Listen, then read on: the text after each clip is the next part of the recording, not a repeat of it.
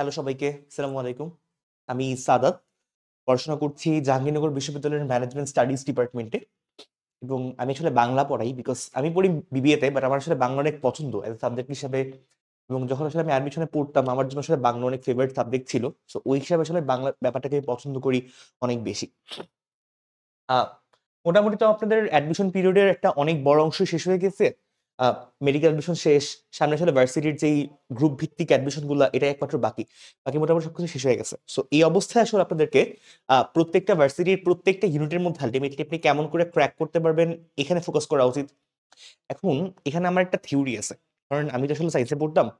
আমি এখন বিইউতে ট্রান্সফার করছি। কেন করছি? বিকজ আমার কাছে মনে হয় যে আল্টিমেটলি যেই ব্যাপারটাতে আমি আমার ইউনিভার্সিটি লাইফ এর মধ্যে সবচেয়ে বেশি সময়টা স্পেন্ড করব, ওই পার্টিকুলার সাবজেক্টটা যদি আসলে আমি পড়তে চাই, পড়তে আমার কাছে ভালো লাগে, তখন আমার আল্টিমেটলি রেজাল্টও ভালো আসবে এবং আমার পড়াশোনা করতে আগ্রহও লাগবে। এবং অ্যাডমিশন ক্র্যাক করার সময় একটা ইজি টেকনিক আছে যেটা অলওয়েজ আমি ফলো করতাম। টেকনিকটা হচ্ছে আমরা তো সায়েন্স স্টুডেন্ট। আমরা মোটামুটি সায়েন্স সম্পর্কে সায়েন্সের দিক physics, chemistry, biology, higher math মোটামুটি সবগুলা পার্টি সবাই অনেক ভালো জানি। হয়তো কেউ একটু কম, কেউ একটু বেশি। বাট এইটা আসলে ডিফারেন্সটা মেক করবে না। জাহাঙ্গীরনগর অ্যাডমিশনের ডি ইউনিটের মধ্যে একটা অনেক বড় ডিফারেন্স মেকার হচ্ছে আপনি যেই এক্সট্রা সাবজেক্টটাকে আপনি আনসার করবেন। সেটা আইকিউ বা সেটা বাংলা বা হতে পারে মাল্টিপল সাবজেক্ট, রাইট? তো এই পার্টিকুলার সাবজেক্টটার মধ্যে আসলে সায়েন্সের স্টুডেন্টরা ফোকাস একটু কম্পারেটিভলি কম করে এবং এখানে যে একটা মার্কের ডিফারেন্সটা ক্রিয়েট হয়, সেই ডিফারেন্সটা একটা ছোট্ট মার্জিনে আপনার চান্সটাকে এনশিওর করতে পারে। দ্যাটস ওয়াই আমি অলওয়েজ প্রেফার করব এবং আপনাদেরকে অ্যাডভাইস করব যে এই টাইপের যেই টেকনিক্যাল সাবজেক্টগুলোর বাইরে যে সাবজেক্টগুলো আছে, অপশনাল সাবজেক্টের মধ্যেও ইকুয়ালি ফোকাস দিবেন বিকজ এটা আপনার চান্সটাকে এনশিওর করতে পারে। এইটুকুলো ফালতু কথাবার্তা। আজকে আমরা সব মিলে হচ্ছে ৪৮টা এমসিকিউ সলভ করব। যেগুলো হচ্ছে আসলে প্রিভিয়াসলি জাহাঙ্গীরনগর বিশ্ববিদ্যালয়ের ডি ইউনিটের ভর্তি পরীক্ষায় আসছে। এবং এই এমসিকিউ গুলা সলভ করার রিজনটা হচ্ছে যাতে আল্টিমেটলি আপনারা কোয়েশনের প্যাটার্নটাকে বুঝতে পারেন। মানে দুনিয়ার সব এমসিকিউ তো আমি এখানে পড়াতে পারবো না আসলে এবং পড়াইলে আল্টিমেটলি আপনারা মনেও রাখতে পারবেন না। তো আসলে করতেটা হবে কি? করতে হবে প্রিভিয়াস কোয়েশন গুলার একটা প্যাটার্ন ধরে ধরে টপিক ধরে ধরে ওই প্রশ্নগুলো সলিউশন করার এবং আমি আলটিমেটলি একটা জিনিস অ্যাডভাইস করতে পারি। যখন ধরেন আমি অ্যাডমিশন পরীক্ষা দিছি মোটামুটি ৪ বছর হয়ে গেছে, ৪ বছর আগে, তখন আলটিমেটলি আমি যে কাজটা সবচেয়ে বেশি ফোকাস করতাম এমসিকিউ আমি কন্টিনিউয়াসলি সলভ করতাম। এতে কি হইতো, আমি হয়তো অনেকগুলা বড় বড় কনসেপ্ট পড়ছি, কনসেপ্ট মানুষজন ভুলে যায়, মাথায় থাকে না, কিন্তু যখন আলটিমেটলি আপনি এমসিকিউ সলভ করবেন এটা কম্পিটিটিভনেস আপনার মাথার মধ্যে অটোমেটিক কাজ করবে এবং তার জন্য এক্সাম হল আপনার এমসিকিউটা কমন পড়লে আলটিমেটলি আপনি ইজিলি ওটাকে মনে রাখতে পারবেন। এটা থিওরি আসলে মনে থাকে না। তো যেটা আমি অ্যাডভাইস করব, যেকোনো সাবজেক্টের জন্য নট অনলি ফর বাংলা, যেকোনো সাবজেক্টের জন্য আপনার হচ্ছে যত বেশি সম্ভব কনসেপ্ট ক্লাসগুলো শেষ করার পরে বা কনসেপ্টগুলো পড়ার পরে যত বেশি সম্ভব এমসিকিউ সলভ করতে ফোকাস করেন। এটা আপনার চান্স মানে কি বলবো চান্স পাওয়ার পসিবিলিটিটাকে অনেক বেশি ইনক্রিজ করবে। ফালতু কথাবার্তার পর আজকে আমরা লেকচার শুরু করতেছি। আহ, আজকে আমরা পড়বো সব মিলে ৪৮টা এমসিকিউ এবং ৪৮টা এমসিকিউর মধ্যে আসলে আমরা কি কি টপিক কভার আপ করবো। কভার আপ করবো হচ্ছে ভাষা ও ব্যাকরণ, কভার আপ করবো আমরা শব্দ, বিপরীত শব্দ মানে শব্দের যত যা কিছু আছে, সমার্থক শব্দ, তারপর হচ্ছে শব্দ শুদ্ধিকরণ, এক কথায় প্রকাশ এবং হচ্ছে সন্ধি বিচ্ছেদ। এই প্রত্যেকটা পার্ট থেকে জাহাঙ্গীরের প্রশ্ন আছে। আপনারা বাংলা পড়ার সময় অনেক জায়গার অনেক জায়গাতে পড়ছেন আমি জানি। তো আমরা আসলে প্রশ্নের প্যাটার্নটাকে বোঝার চেষ্টা করবো এবং আলটিমেটলি যে শর্ট টাইমটা আমাদের কাছে বাকি আছে সেই শর্ট টাইমটাতে আমরা আসলে বাংলার যত বেশি সম্ভব এমসিকিউ সলভ করতে ফোকাস করা শুরু করবো। কারণ কনসেপ্ট আমাদের মোটামুটি ওভার, রাইট? তো আমরা ৪৮টা এমসিকিউ সলভ করবো। ১ নাম্বারটা দিয়ে আমরা শুরু করতেছি। প্রশ্নের প্যাটার্ন গুলো দেখবেন। এখানে যে এমসিকিউ গুলো আসছে এখান থেকে ভাইয়া কমন পড়বে, এগুলো কি খুব বেশি ইম্পর্টেন্ট এমসিকিউ এমন কোনো কিছু না। প্রশ্নের প্যাটার্নটা ফলো করবেন। কারণ জাহাঙ্গীরনগরের জন্য আলটিমেটলি আপনি কখনো দুনিয়ার এমসিকিউ পড়ে কমন ফেলাতে পারবেন না। যেটা করতে হবে পার্টিকুলার প্রশ্নের প্যাটার্ন বুঝে ওইখানে আসলে পড়াশোনা করতে হবে। তখন সে কমন পড়তে পারে। ১ নাম্বার এমসিকিউ, নিচের কোনটি বাংলা ভাষার বিবর্তনের ক্রম? আমার কথা ক্লিয়ারলি দেখা যাচ্ছে বা বোর্ড কি ক্লিয়ারলি বুঝতে পারছেন আপনারা? একটা আমাকে ক্লিয়ার করে জানান। যদি কোনো প্রবলেম হয় বা একটু জোরে বলতে হবে বা বোর্ডটাকে আমাকে জুম করতে হবে একটু আমাকে কমেন্ট করে জানান আপনারা। ১ নাম্বার এমসিকিউ, নিচের কোনটি বাংলা ভাষার বিবর্তনের ক্রম? আমরা জানি যে বাংলা ভাষাটা আসলে আলটিমেটলি একটা অনেক লং পথ পাড়ি দিয়ে বর্তমান যে আমরা বাংলা ভাষা সেই বাংলা ভাষায় রূপান্তরিত হয়েছে। বর্তমান বাংলা ভাষার জার্নিটা অনেক পরে। তার আগে আসলে প্রাচীন আমল থেকে বাংলা ভাষার উৎপত্তিটা আমরা যেহেতু পড়ছি কতটুকু, আমরা পড়ছি চর্যাপদ পর্যন্ত। চর্যাপদে প্রথমবার বাংলা ভাষা পাওয়া গেছে। বা তার আগে আমরা হাইয়েস্ট প্রাকৃত ভাষা সম্পর্কে জানি। প্রাকৃত ভাষার পূর্বেও আরো ২টা পার্ট থেকে আলটিমেটলি বাংলা ভাষার উৎপত্তি হয়েছে। এটা বোঝার জন্য একটা ছোট্ট হিস্ট্রিক্যাল কাহিনী মনে রাখবেন যে আমরা যারা বাঙালি মানুষ, যারা আমাদেরকে বাঙালি বলে পরিচয় দিই, আমরা সবাই আসলে ইন্দো ইউরোপীয় বংশোদ্ভূত। ইন্দো ইউরোপীয় বংশোদ্ভূত। আলটিমেটলি আমাদের যে পূর্বপুরুষরা ছিল ওরা আলটিমেটলি ইন্দোনেশিয়া এবং আলটিমেটলি ইউরোপিয়ান সাইডগুলো থেকে ট্রাভেল করে এই বাংলা অঞ্চলে আসছে। আমরা ইন্দো ইউরোপীয় বংশোদ্ভূত। তাহলে স্বাভাবিক আমরা যে কথাবার্তাগুলোকে বলবো বা আমরা যেমন করে মনের ভাবগুলো প্রকাশ করবো এগুলো সবগুলো হচ্ছে আলটিমেটলি ওই ইন্দো ইউরোপীয় কালচারের সাথে একটা মিল বন্ধন থাকবে। তো শুরুটা হয়েছে কোথা থেকে? শুরু হয়েছে ইন্দো ইউরোপীয় থেকে। অপশনে ইন্দো ইউরোপীয় আছে 3 বার, ইন্দো ইউরোপীয়, ইন্দো ইউরোপীয়, ইন্দো ইউরোপীয়। এবার সেকেন্ড পার্টে আসেন। সেকেন্ড পার্টে আলটিমেটলি ইন্দো ইউরোপীয় মানুষজন মাইগ্রেট করে কোথায় আসছে? বাংলাতে। তখন তো বাংলা ছিল না, কি ছিল? এটা হচ্ছে ভারত। তার মানে তখন আমাদের যে কালচারটা বা আমাদের ভাষাটা ওইটা ভারতের সাথে মিলে গেছে। তাহলে ইন্দো ইউরোপীয় থেকে ভারতে আসলো ইন্দো ইরানীয় ভারতীয়, ইন্দো ইরানীয় ভারতীয় আর্য ভাষা। কারণ তখন ওই পার্টিকুলার রিজিয়নটাই মানে ওই যে ভারত রিজিয়নটাই ওরা যে ভাষায় কথাবার্তা বলতো ওটা ছিল হচ্ছে ভারতীয় আর্য ভাষা। সেই ভারতীয় আর্য ভাষার সাথে আলটিমেটলি আমাদের ইন্দো ইউরোপীয় ভাষার মিলবন্ধন খাইলো। তারপরে কি হলো? দুইটা একত্রে মিলে নতুন একটা ভাষা তৈরি হলো, যেটাকে আমরা বলি প্রাকৃত। মোর স্পেসিফিকলি বলতে গেলে বাংলা ভাষার উৎপত্তি হচ্ছে মাগধী প্রাকৃত থেকে। মাগধী প্রাকৃত, এখান থেকে আলটিমেটলি বাংলা ভাষার রূপান্তর যেটা হয়েছে। তার মানে ইন্দো ইউরোপীয় থেকে আসলে হচ্ছে ভারতীয় আর্য ভাষায়, ভারতীয় আর্য ভাষা থেকে এটা পরিণত হইলো মাগধী প্রাকৃতে। এবং এই মাগধী প্রাকৃত থেকে আলটিমেটলি একটা অনেক বড় জার্নি পালন করে আমরা যেটা জানি সংস্কৃত ভাষা, ওইটা থেকে টার্ন আউট করে এটা আলটিমেটলি পরিণত হয়েছে বাংলা ভাষায়। তাহলে এন্টার জার্নিটা হচ্ছে ইন্দো ইউরোপীয় থেকে হচ্ছে ইন্দো ভারতীয় আর্য ভাষা, ইন্দো ভারতীয় আর্য ভাষার পরে হচ্ছে প্রাকৃত, প্রাকৃত পরে হচ্ছে বাংলা ভাষায় পরিণত হয়েছে। তাহলে আমাদের আনসারটা হচ্ছে খ নাম্বার। এমন করে জার্নি বা কোনো হিস্ট্রি গুলাকে এমন করে একটা গল্পের মতো করে মনে রাখবেন যে কোনটার পরে কি ঘটছে, একটা গল্পের মতো, তাহলে ইজিলি মাথায় থাকবে। 2 নম্বর এমসিকিউ, মহুয়া পালায় বাংলাদেশের কোন অঞ্চলের উপভাষা পাওয়া যায়? মহুয়া পালায় বাংলাদেশের কোন অঞ্চলের উপভাষা পাওয়া যায়? খুব রিসেন্টলি একটা মুভি বেরিয়েছিল কাজল রেখা, মুভিটা কেউ দেখছেন আপনারা? কাজল রেখা মুভিটায় যে গল্পটা বলা হয়েছে সেই গল্পটা হচ্ছে মহুয়া পালার গল্প। এবং ওই গল্পের মধ্যে যে কথাবার্তাগুলো বলা হয়েছে, যে আঞ্চলিক ভাষার কথাবার্তাগুলোকে বলা হয়েছে, এটা বাংলাদেশের একটা স্পেসিফিক অঞ্চলের। সেটা কোন অঞ্চল কেউ কি জানেন? আই গেস মুভি আপনারা দেখেন নাই, তবে অ্যাডমিশনের ক্যান্ডিডেট সোশ্যাল মুভি দেখার টাইম আপনার কাছে নাই। বাট ওখানে যে কথাবার্তাগুলো বলা হয়েছে যে ভাষার, ওইটা কোন ভাষা, কোন অঞ্চলের ভাষা কেউ জানেন? বা মহুয়া পালা কোন অঞ্চলের ভাষা? একটু আমরা কমেন্টে লিখতে পারি কেউ জেনে থাকলে। মহুয়া পালা কোন অঞ্চলের ভাষায় পাওয়া যায় বা কোন অঞ্চলের লোক সংস্কৃতিতে মহুয়া পালা পাওয়া যায়? এমন করে ঘুরে প্রশ্ন আসতে পারে। আহ আমার বাসা ময়মনসিংহ, কিশোরগঞ্জে। এবং আলটিমেটলি আমরা যেমন করে কথাবার্তাগুলো বলি, আমাদের কথার সাথে আপনারা দেখবেন যে একটা মিল আছে ওই মুভিটার গল্পগুলোতে। ভিতরে যে মুভিটা দেখেন খুব জোস একটা মুভি। ওই মহুয়া পালার যে গল্পগুলা বা মহুয়ার যে গল্পটা, সেই পালা গল্পগুলা পাওয়া যায় হচ্ছে আমাদের ময়মনসিংহ গীতিকায়, ময়মনসিংহ অঞ্চলে। এবং আলটিমেটলি এটাকে আমরা কি নামে জানি? ময়মনসিংহ গীতিকা নামে। ময়মনসিংহ গীতিকা। প্রশ্ন হচ্ছে ভাই গীতিকা শব্দটার অর্থ কি? আমরা তো জানলাম যে হচ্ছে মহুয়ার পালা পাওয়া যায় ময়মনসিংহের মধ্যে, ময়মনসিংহের ভিতরে, ময়মনসিংহের আঞ্চলিক ভাষার মধ্যে মহুয়া পালা লেখা হয়েছে। এবং ওইটা হচ্ছে মহুয়ার পালাটা ময়মনসিংহ গীতিকার একটা পার্ট। প্রশ্ন হচ্ছে গীতিকা ওয়ার্ডটার মানে কি?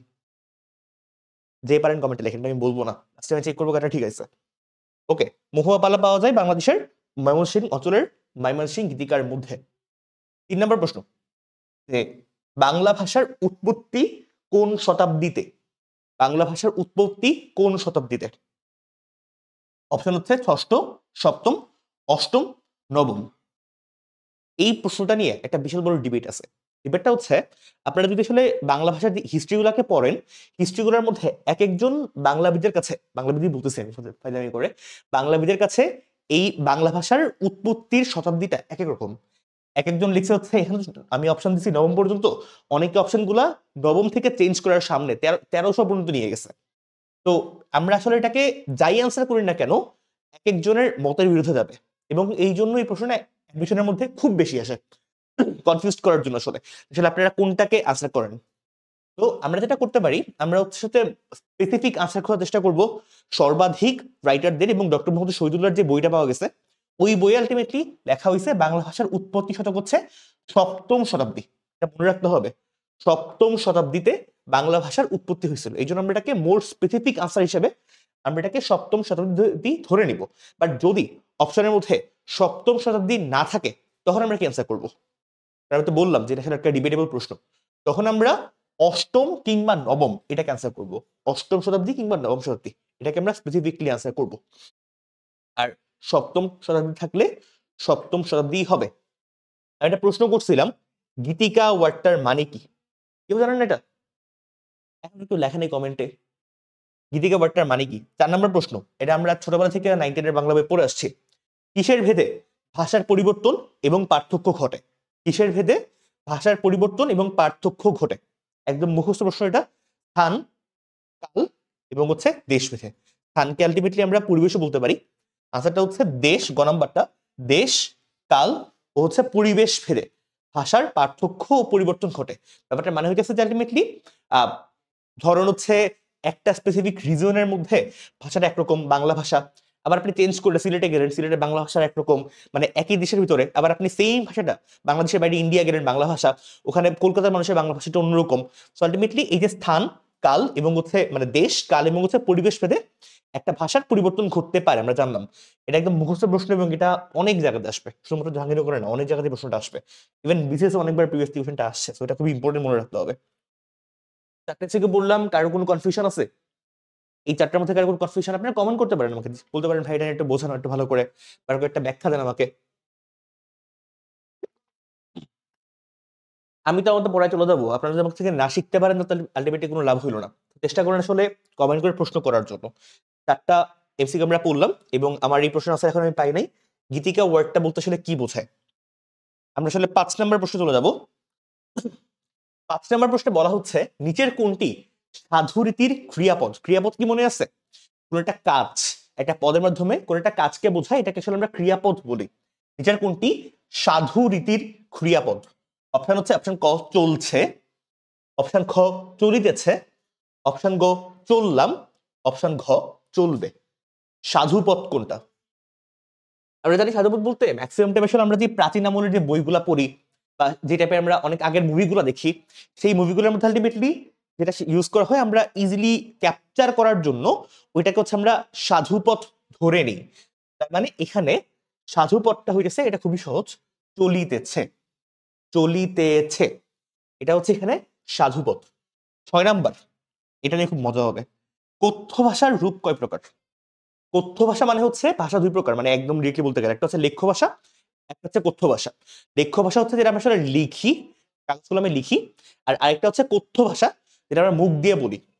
প্রশ্ন হচ্ছে ভাইয়া তাহলে যেটা আমরা মুখ দিয়ে লিখি বা যেটা আসলে আমরা কথা বলি, দুইটা তো আসলে সেমই না, অনেকটা সেম না, কারণ অনেকগুলা আঞ্চলিক ভাষার কোনো লিখিত রূপ নেই। কিন্তু পরে ব্যাখ্যাটা দিই, তার আগে আমরা অপশনগুলো দেখি। কথ্য ভাষার রূপ কয়টি? অপশন ক হচ্ছে 2টি, 3টি, 4টি, 5টি। 2টি, 3টি, 4টি, 5টি। আমরা জানি কথ্য ভাষার রূপ হচ্ছে 2টা, একটা হচ্ছে আদর্শ কথ্য ভাষা আর একটা হচ্ছে আঞ্চলিক কথ্য ভাষা। এটা মনে রাখতে হবে।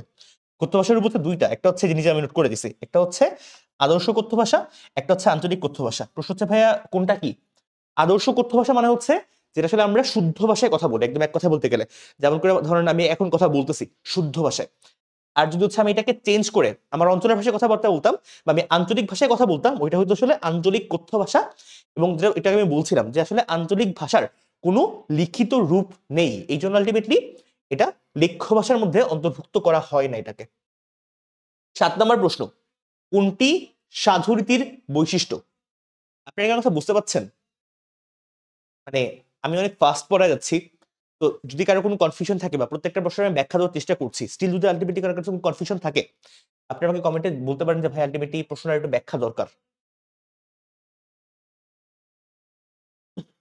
7 নাম্বার, কোনটি সাধুরীতির বৈশিষ্ট্য? অপশন ক হচ্ছে পরিবর্তনশীল, অপশন খ হচ্ছে তদ্ভব শব্দবহুল। আর এর মধ্যে ছোট্ট প্রশ্ন, তদ্ভব শব্দ ওয়ার্ডটার মানে কি? গ নাম্বার হচ্ছে তৎসম শব্দবহুল আর ঘ নাম্বার হচ্ছে সহজবোধ্য। কোনটি সাধু ভাষার বৈশিষ্ট্য? পরিবর্তনশীল, নাকি হচ্ছে তদ্ভব শব্দবহুল, নাকি হচ্ছে তৎসম শব্দবহুল, নাকি হচ্ছে সহজবোধ্য? আমরা জানি যে সাধু ভাষা হলে শুনতে খুবই কঠিন মনে হয়, এবং এটা কঠিন হওয়ার রিজনটাই হইতেছে এটার মধ্যে আসলে অনেকগুলা সাধুরীতির ওয়ার্ড বা অনেকগুলা আসলে আহ তৎসম শব্দ বা অনেকগুলা সংস্কৃত শব্দ অ্যাড করা হয়েছে। প্রশ্ন করছিলাম তৎসম শব্দ কি, তৎসম শব্দ কি আর তদ্ভব শব্দ কি? আমরা জানি যে তদ্ভব শব্দ হচ্ছে যেটা আসলে বাংলায় পাওয়া গিয়েছে, বাংলায় পাওয়া। এটা কিন্তু খাঁটি বাংলা শব্দ বা বাংলা শব্দ না, এটা হচ্ছে বাংলায় এর অস্তিত্ব আগে পাওয়া গিয়েছে। আর তৎসম শব্দ হচ্ছে এক কথা বলতে গেলে আমরা জানি সংস্কৃত শব্দ, এটা হচ্ছে তৎসম শব্দ। তার মানে আমরা বুঝলাম যে সাধুরীতির বৈশিষ্ট্য হচ্ছে এটার মধ্যে অনেক প্রকার সংস্কৃত শব্দ বা অনেক প্রকার তৎসম শব্দ থাকবে, এই জন্য আমাদের আনসার হচ্ছে গ নাম্বারটা। 8 নম্বর এমসিকিউ, বাংলা ভাষার নিকটতম আত্মীয়কে, বাংলা ভাষার নিকটতম আত্মীয়কে আমি যখন এটাকে কনসেপ্ট ক্লাস পড়াইছিলাম এটার সময় আমি বোঝাইছিলাম যে আলটিমেটলি বাংলা ভাষার যেই কি বলবো রূপটা, সেম টাইপের রূপটা আলটিমেটলি হচ্ছে আমাদের নিকটবর্তী একটা আত্মীয় অঞ্চলের মধ্যে দেখতে পাওয়া যায়। আমি দুইটা নাম বলছিলাম, দুইটার মধ্যে একটা এখানে অপশন আছে। অপশনগুলো কি কি? একটা হচ্ছে উড়িয়া, একটা হচ্ছে পালি, একটা হচ্ছে সংস্কৃত, একটা হচ্ছে ইংরেজি। মানে ইংরেজি তো অবশ্যই বাংলা ভাষা আত্মীয় না, সো ইংরেজি অবশ্যই কোনো অপশনও না। সংস্কৃত কুড বি অপশন, বাট সমস্যা হচ্ছে আমরা তো অলরেডি পড়ে আসছি না যে সংস্কৃত ভাষা থেকে আলটিমেটলি বাংলা ভাষা রূপান্তরিত হয়েছে। সো আলটিমেটলি সংস্কৃত থেকে বাংলা রূপান্তরিত হওয়ার কারণে আলটিমেটলি কোনো সম্পর্ক আমরা বলতে পারি না যে আলটিমেটলি দুইটা এখন একরকম। পালি শব্দ, পালি অনেকটা সেম, অনেকটা সেম, বাট এটার সবচেয়ে স্পেসিফিক আনসার হচ্ছে উড়িয়া ভাষা। এবং আমি কনসেপ্ট ক্লাসে বলছিলাম উড়িয়া পাশাপাশি আরেকটা ভাষা আছে, যদি আলটিমেটলি অপশনে উড়িয়া না থাকে, আরেকটা হচ্ছে প্লাস অসমীয়া ভাষা। উড়িয়া এবং অসমীয়া এটা হচ্ছে আসাম অঞ্চল এবং হচ্ছে আসামের যে পার্শ্ববর্তী রিজন গুলা, সেই রিজন গুলা মানুষের ভাষা। অসমীয়া তো অবশ্যই আসামের মানুষের ভাষা, এবং উড়িয়া হচ্ছে আসামের পার্শ্ববর্তী অঞ্চলগুলোর মানুষগুলোর ভাষা। এই যে দুইটা ভাষা, আপনারা এদের গানগুলো শুনলে বুঝবেন যে আলটিমেটলি অনেকটাই বাংলার মতো, মানে লিটারলি বোঝা যায় আসলে কি বলতেছে কয়েকটা স্পেসিফিক ওয়ার্ড ছাড়া। তো আমরা এখান থেকে বলতে পারি উড়িয়া এবং অসমীয় কিংবা দুইটাই, দুইটাই হচ্ছে বাংলা ভাষার নিকটতম আত্মীয়। আমরা 8টা এমসিকিউ পড়লাম, এখন পর্যন্ত হচ্ছে আমরা ভাষার ভিতরেই আছি, আমরা এখন আসলে ভাষার বাইরে বেরোতে পারিনি, আমরা এখন ব্যাকরণ এবং ভাষা নিয়ে পড়াশোনা করতেছি। এই 8টা এমসিকিউর মধ্যে কোনটা নিয়ে কারো কোনো কনফিউশন আছে থাকলে আমাকে কমেন্টে বলতে পারেন, 5 নাম্বারটা নিয়ে সমস্যা বা এটার আনসার এটা কেন হইলো, এটা কেন হইলো না, এটা কোনো ব্যাখ্যা, কোনো কিউরিজ থাকলে আমাকে জিজ্ঞেস করতে পারেন আপনারা। এঙ্গেজড হন না হলে আলটিমেটলি ক্লাসে বোর লাগবে, আপনাদের কাছে বোর লাগবে, আমার কাছে বোর লাগবে। 9 নাম্বার এমসিকিউ, বাংলা চলিত রীতিতে কোন শব্দের ব্যবহার বেশি হয়? বাংলার চলিত রীতিতে কোন শব্দের ব্যবহার বেশি হয়? আমরা জানি যে বাংলার যে চলিত রীতি বলতে আলটিমেটলি আমরা যেমন করে নরমালি কথাবার্তা বলি, এই যে আমি এখন যেমন করে কথা বলতেছি বা একটু পরে আপনি যার সাথে যেমন করে কথা বলবেন, আলটিমেটলি এটাকে আসলে বাংলার চলিত রীতি বলে আমরা ধরে নেই। বাংলার চলিত রীতিতে কোন শব্দের ব্যবহার হয়? অপশন 4টা, একটা হচ্ছে তৎসম, একটা হচ্ছে তদ্ভব, একটা হচ্ছে অর্ধ তৎসম, একটা হচ্ছে বিদেশি। এখানে আমি আর একটা কনফিউশন ক্রিয়েট করবো একটু পরে। এই 4টার মধ্যে আমরা তো জানি তো এই তৎসম শব্দ হচ্ছে আসলে চলিত রীতিতে না, বরং একটু আগে আমরা পড়ে আসছি যে সাধু রীতিতে আলটিমেটলি এটার ব্যবহার বেশি করা হয়। অর্ধদশম সেম, সাধুই হবে, বিদেশি তো একদমই না। তার মানে আমাদের একমাত্র অপশন থাকে হচ্ছে তদ্ভব শব্দ, এটার আনসার তদ্ভব। সাপোজ অপশনের মধ্যে এখানে আমি আরেকটা অ্যাড করলাম, ও নাম্বার, ও নাম্বার হচ্ছে দেশি শব্দ। আমরা শব্দ পড়ছিলাম মনে আছে আপনাদের? আমরা এটার পরে অনেকগুলো এমসিকিউ পড়ছিলাম, আমরা অনেকগুলো কনসেপ্টে পড়ছিলাম যে কোনটা কোন টাইপের শব্দ, কোনটা কেমন করে রূপান্তরিত হয়েছে। 5টা অপশন এখন, আরেকটা অপশন রয়েছে যে আরেকটা হচ্ছে দেশি শব্দ। বাংলা চলিত রীতিতে এখন আপনারা আমাকে বলেন যে কোনটার ব্যবহার বেশি হয়, দেশি শব্দের নাকি হচ্ছে তদ্ভব শব্দের? And to be very clear, দেশি শব্দ এবং তদ্ভব শব্দ কিন্তু পুরোপুরি আলাদা জিনিস। তদ্ভব শব্দ বলতে আলটিমেটলি যেটা আসলে আমাদের এই পার্টিকুলার অঞ্চলের মধ্যে আগে থেকে ছিল, আর দেশি শব্দ বলতে যেগুলো আসলে বাংলার মানুষজন অ্যাডাপ্ট করে নিছে একটা পার্টিকুলার টাইম পরে যায়, এইগুলা হচ্ছে দেশি শব্দ। সো যখন আলটিমেটলি এমন দেশি শব্দ এবং তদ্ভব শব্দ দুইটাই আপনার চরিত্র রীতির প্রশ্নের অপশনে থাকবে, আমরা অলওয়েজ তদ্ভব শব্দটাকে আলটিমেটলি আমরা আনসার করব না, মনে রাখবেন না বলছি কিন্তু আমি, তখন এটা আনসার হবে দেশি শব্দ, মানে সবচেয়ে স্পেসিফিক আনসার হবে এটা দেশি শব্দ। তার মানে সবচেয়ে কি বলবো, সবচেয়ে বেশি 5টা অপশন থাকলে তখন এটা আনসার হবে দেশি শব্দ। তার মানে স্পেসিফিক করতে গেলে বাংলা চলিত রীতি বা আমরা যেমন করে আসলে বাংলা ভাষায় কথা বলি, নর্মালি কথাবার্তা বলি আমরা, তখন আমরা সবচেয়ে বেশি হচ্ছে এই দেশি শব্দগুলোকে আমরা ব্যবহার করি। 10 নম্বর এমসিকিউ, ব্রাহ্মী লিপির কোন রূপ থেকে বাংলা ভাষা এসেছে? এতক্ষণগুলো হয়তো আপনারা বোর ফিল করছেন, কারণ হয়তো অনেকগুলো আপনারা জানতেন, এটা আপনারা জানতেন না, এখন যদি পারেন কিনা। ব্রাহ্মী লিপির কোন রূপ থেকে বাংলা ভাষা এসেছে? ও তার আগে প্রশ্ন, ব্রাহ্মী লিপি কি? ব্রাহ্মী লিপি হচ্ছে প্রাচীন আমলের যে প্রথম দিকের বাংলা লিপিগুলো পাওয়া গিয়েছিল, যেখান থেকে আসলে বর্তমান যেই আধুনিক বাংলা লিপি ওইটা আসলে শুরু হয়েছে, এটাকে বলা হচ্ছে ব্রাহ্মী লিপি। সেই ব্রাহ্মী লিপির অনেকগুলা পোর্শন পাওয়া গেছে, অনেকগুলা আকার পাওয়া গেছে। সেই আকার থেকে প্রশ্ন হচ্ছে ওই আকারগুলো থেকে কোন রূপটা থেকে আলটিমেটলি বাংলা ভাষা আসছে। এটা একদম ঠাড়া মুখস্থ স্যার। এটা আনসার হচ্ছে কুটিল। কুটিল থেকে ব্রাহ্মী লিপির বাংলা ভাষা এসেছে। কুটিল রূপ থেকে, ব্রাহ্মী লিপির কুটিল রূপ থেকে বাংলা ভাষা এসেছে। 11 নম্বর আরো কঠিন, এই দুইটাই কিন্তু প্রিভিয়াসলি জাহাঙ্গীরনগরের প্রশ্ন। 10 নম্বরটাও প্রিভিয়াসলি জাহাঙ্গীরনগরে আসছে, 11 নম্বরটা প্রিভিয়াসলি জাহাঙ্গীরনগরে আসছে। 11 নম্বরটা দেখেন, পতুবি কি? পতুবি, প তরসুকার বধকিকার, পতুবি মানে শুনে বলছে না, পতুবি মানে তো মনে হয় পাতার সাথে বা পত্রের সাথে সম্পর্ক আছে, এমন কোনো কিছু না। পতুবি অপশন ক হচ্ছে পাতার সমার্থক শব্দ, আসলে না, পত্র হইতে পারতো। অপশন খ হচ্ছে ছোট গল্প, তাও না। অপশন গ হচ্ছে মধ্য পার্শ্বিক ভাষা। অপশন খ হচ্ছে গীতিকা। মনে আছে আমরা যখন এক নম্বর প্রশ্নটা পড়ছিলাম, আমি একটু স্লাইডগুলোকে পিছাচ্ছি।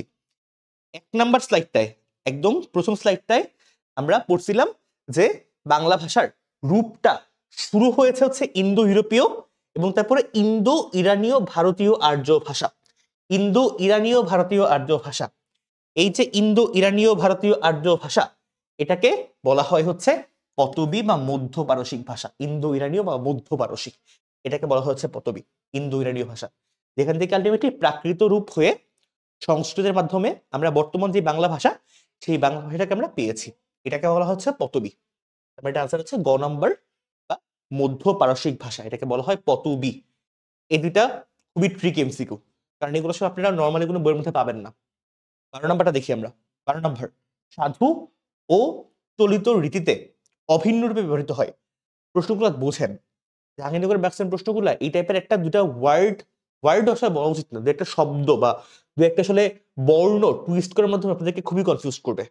বলছে কি, সাধু ও চলিত রীতিতে অভিন্ন রূপে ব্যবহৃত হয়, মানে একই সাথে ব্যবহৃত হয় বা কোনো চেঞ্জ না হয়ে ব্যবহৃত হয়। কোন কি কি? সাধু এবং চলিত ঋতু দুইটাতেই, একটা হচ্ছে সর্বনাম, একটা হচ্ছে ক্রিয়া অপশন, একটা হচ্ছে সম্বোধন পদ, একটা হচ্ছে অব্যয়। আমাকে 4টা অপশন এমন করে দেওয়া হয়েছে। এবার কনফিউশনটা হচ্ছে, আর একটু প্রতিটা ব্যাখ্যাগুলো শুনি আমরা একটু। সর্বনাম, সর্বনাম বলতে কি বোঝায়? নামের পরিবর্তে যা বসে। কি হতে পারে? আমি, তুমি, সে, তাহা। সাধুরীতিতে আমরা হচ্ছে এই টাইপের ব্যবহার শব্দগুলোকে আমরা উচ্চারণ করি কেমন করে? তাহার, তাহার কাজটি করিয়াছিল, সে আমাকে কাজটি করিয়া দিয়াছে, বা আমি তাহাকে বলিলাম। এই যে তাহা, কিন্তু চরিত্রীতে আমরা তাহাটাকে বস করি কেমনে? তাকে। তার মানে একটা চেঞ্জ হইছে। তার মানে সর্বনামের আনসার না। তার মানে সর্বনামের আনসার না। সেকেন্ড হচ্ছে ক্রিয়া, ক্রিয়াকে চেঞ্জ হইছে। হ্যাঁ, ক্রিয়াও চেঞ্জ হয় কেমন, একটু আমি এই ওয়ার্ডগুলো বলতেছিলাম যে ধরো ওইটাই, আমি ভাত খাচ্ছিলাম, এটা সাধুরীতি, খাচ্ছিলাম, রাইট, এটা সাধুরীতি।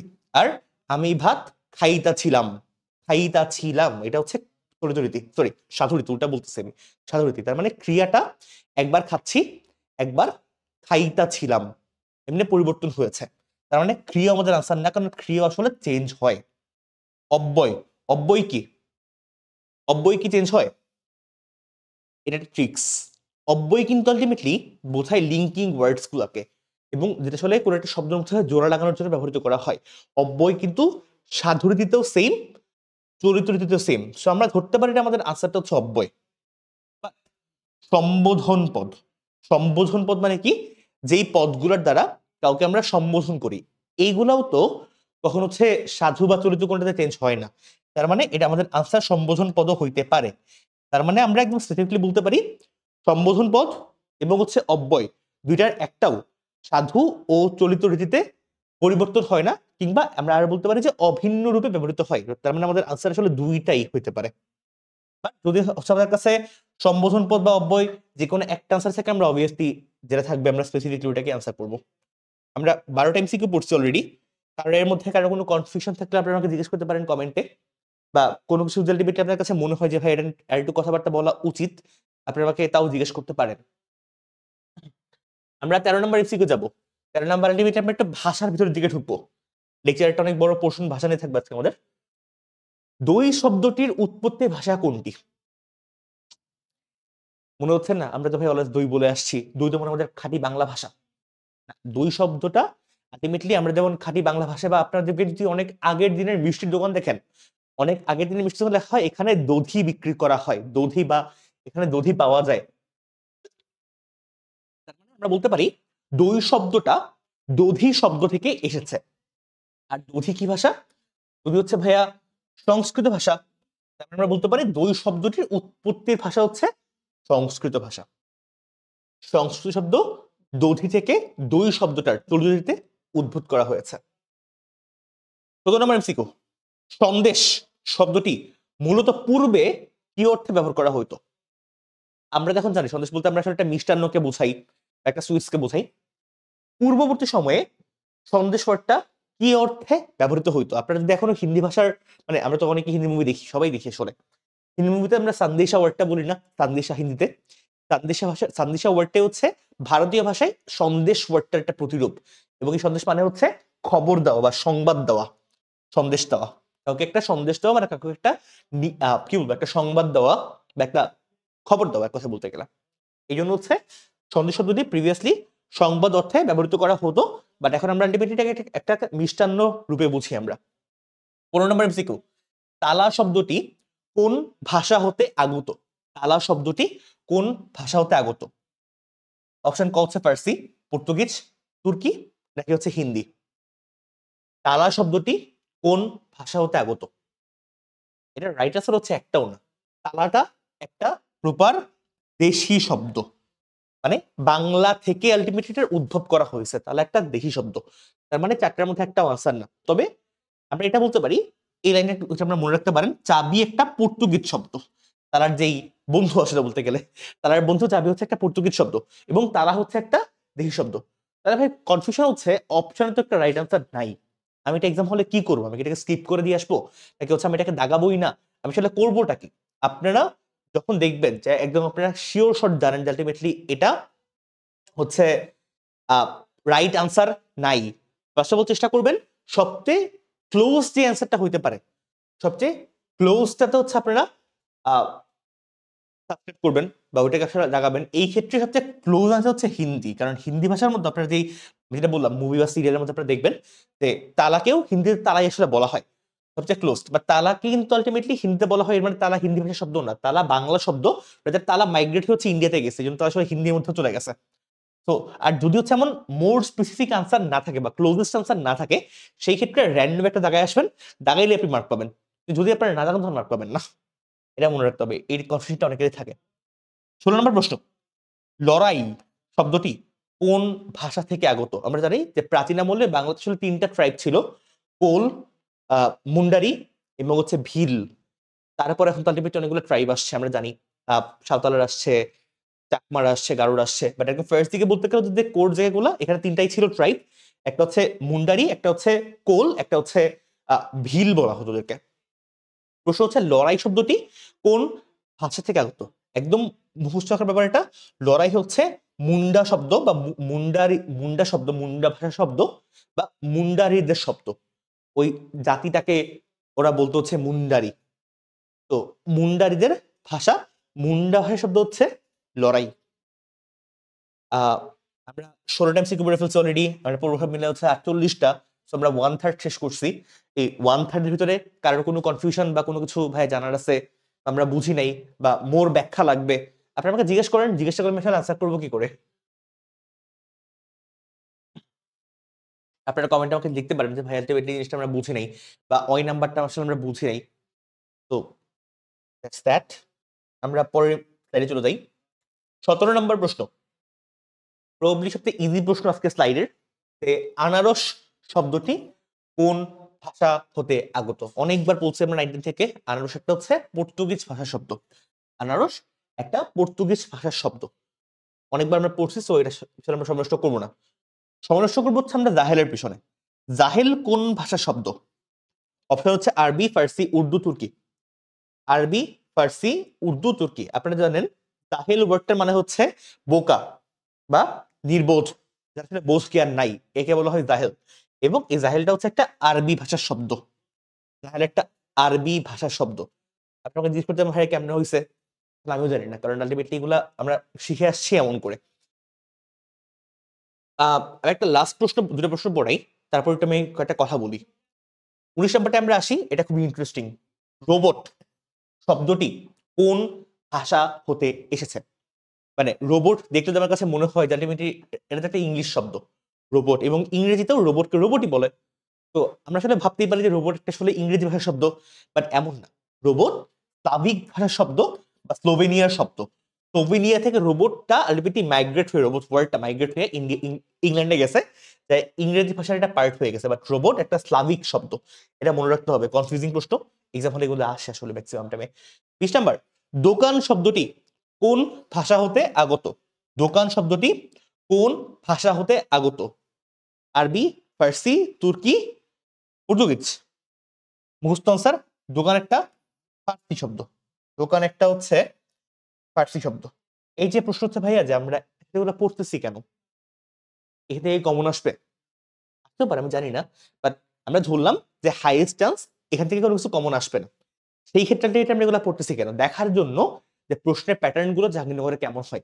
প্যাটার্ন হয় কেন বুঝতে হবে, কারণ যখন আপনি আসলে পড়াশোনা করবেন দুনিয়ার সব শব্দ পড়তে পারবেন না। আমরা দেখলাম আলটিমেটলি আসে কোনগুলা, খুবই ইজি গুলা, আনারস বা জাহেল, ইজি গুলা, আর খুবই ইউনিক গুলা, যেমন রোবট বা হচ্ছে দোকান, ইউনিক গুলো আসে।